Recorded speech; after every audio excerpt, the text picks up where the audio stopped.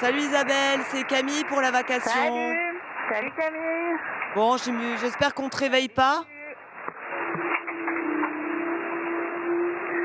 Ben, j'ai mis le réveil pour être au rendez-vous.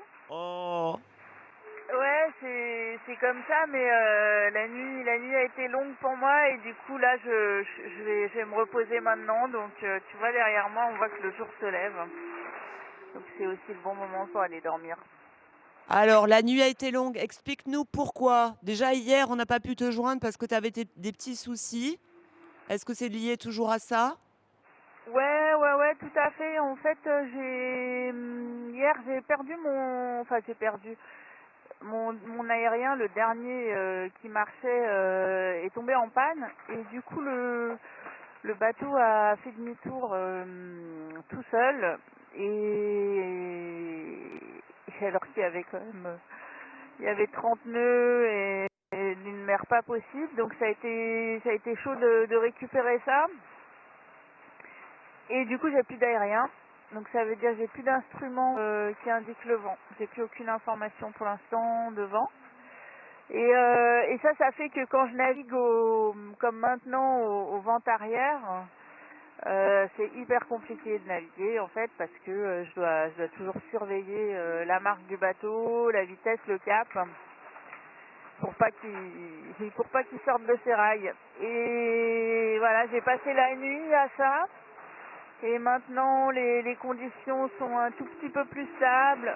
C'est-à-dire que t'es moins vent arrière, quoi. Le vent est un peu plus sud-ouest. Je suis toujours au portant VMG, donc oui, mais disons que j'ai pris un riz dans la grand voile et du coup voilà, ça me permet d'assurer les arrières, alors que c'est vrai que cette nuit c'était grand voile haute et du coup si tu veux, comme c'est un temps à rafale, hein, c'est toujours pareil avec le vent de sud-ouest, il y a énormément de rafales. Du coup, c'est beaucoup moins tolérant avec la grand voile haute qu'avec un riz. Donc maintenant, comme c'est plus tolérant, je peux aller dormir. En gros, c'est ça. Ouais, c'est quand même un peu galère là de plus avoir d'informations de vent. Du coup, tu règles ton pilote juste sur un cap, c'est ça? Ouais, c'est hyper galère. En fait, si tu veux, du coup, je passe tout mon temps à surveiller la marche du bateau, même si je fais autre chose. Je surveille la marche du bateau, je surveille la vitesse, le cap, l'assiette, sentir si plutôt il est sur son bon cap ou s'il est en train d'accélérer de trop. Dans ce cas-là, il faut abattre un peu. Et quand je dors, en fait, je dors avec ma main gauche, je la mets dans un gant de ski pour avoir chaud. Et la main droite, elle est occupée sur le bouton. En fait, je dors avec une main qui tient la télécommande et avec le pouce sur le bouton du pilote pour ajuster la trajectoire si jamais ça commence à partir en sucette. Donc on imagine que c'est bien stressant tout ça. Est-ce que du coup, ben bon, tu es en approche du Cap Horn, mais peut-être que tu te projettes pas encore vraiment là-dessus. Tu dois être occupé autre chose. Je sais pas. Dis-nous. Bah écoute, si, c'est une situation qui est vraiment pas cool parce que je sais que j'ai encore un gros mois de navigation. J'ai quand même encore voilà un gros tiers de la navigation à faire et que bah ça va plus du tout être le même tempo, le même confort. Ça va être plus difficile d'aller vite. Clairement, je pense que pour dormir, j'aurais souvent besoin de lever le pied. J'aurai le bateau qui de temps en temps sera moins rapide. Donc ça, c'est vraiment frustrant. Je pense que je vais dormir beaucoup moins, que je vais être très très sollicitée par la marche du bateau. Donc je pense que ça va être chaud. Et à côté de ça, ben voilà, il y a le Cap Horn qui arrive et ça me réjouit énormément parce que j'avoue que j'ai hâte de sortir des mers du Sud. C'est un sacré morceau, ça fait, bon, je sais pas combien de jours que je suis là, mais ça commence à faire long.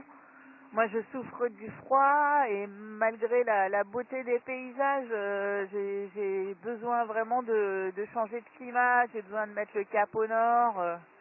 Et voilà, de me dire, ben, dans 2 jours j'y suis, alors ça va être trash, parce que le Cap Horn, le passage en lui-même, et puis d'ici que j'y arrive, ça va être dur parce que c'est que du vent arrière. Donc sans aérien, ça va être vraiment dur. Mais n'empêche que je me réjouis vraiment de passer à une autre séquence.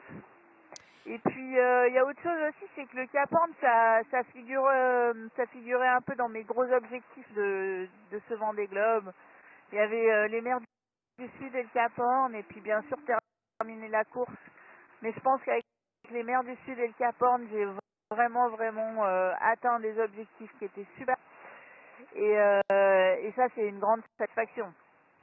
Il y a zéro moyen de réparer. Est-ce que l'aérien il s'est barré de la tête de mât ou est-ce que c'est cassé ou enfin il n'y a aucune solution, c'est quoi? Pour cet aérien-là, j'ai peur qu'il n'y ait pas de solution parce que j'ai l'impression il y a une pièce qui est cassée. Et après, pour l'aérien principal qui est en panne depuis quelques semaines, des fois ça peut revenir, donc il peut arriver un miracle. Donc je peux prier, voilà. Mais réparer, non. Ce que je peux évidemment, c'est mettre un aérien sur le tableau arrière de mon bateau. J'en ai un qui est mettable et je pourrais faire ça quand les vents seront plus cléments. Mais ça va pas énormément changer la situation. Ça c'est vraiment c'est du rechange qui fonctionne pas super bien. Donc là j'ai pas vraiment d'espoir que ça va aller beaucoup mieux. Allez, on Oh, se c'est rappelle mauvais. bientôt. Yes. Bise et plein d'énergie pour cette journée. Ouais, bonne journée. Ciao. Yves. Ouais, merci. Ciao, ciao.